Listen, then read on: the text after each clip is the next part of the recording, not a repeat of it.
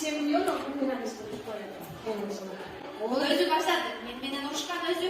Ой, kızım var mı? Dost olsun, bir klasta оқып болсаңlar, досыңар.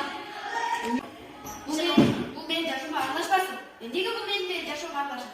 Ой, kızım sen жашоону өзүң билип баштап калдың да, бар апаңды чыгып кет. Сагынбаймын. Senin апаң менен сүйлөшүп, сага сөз жетпей калган окшойт. Кой балам, senin апаң менен эле сүйлөшүп барчы. Мемлекеттик жыйынтыкты керек, а? Ага. Менин мубайым жөнүндө эле мени урушуп жатат. Өзүнөн өзү эле урушуп жатат. Мен билбейм, апасына билбесем кылбасын. Жок, Gel. Hani salmatçılar. Ulan daha bir oğlu kurup bir geçim oynamışlar kızına. Ne desin dedim? Özü başladı. Ben sürürsem özü demeye cöntü kızım. Sürürsürücü kızım. Çocuğu okular ki. Апа, ал өзү баштады. Менде күнөө жок. Мен өзүм билгендей жашайм. Мен акыры бойго жеттим, чоңойдум, апа.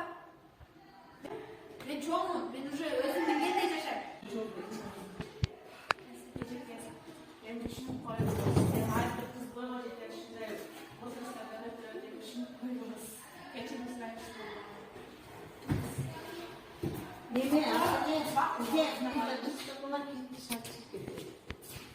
Geçirim soranlarından uçunlarım var. Yok kızlar koyma çekti diye erken koymalar. Bir de böyle terbiyeler, yol uygulalar. Sizlerden sorarlar. Çok kanar mı?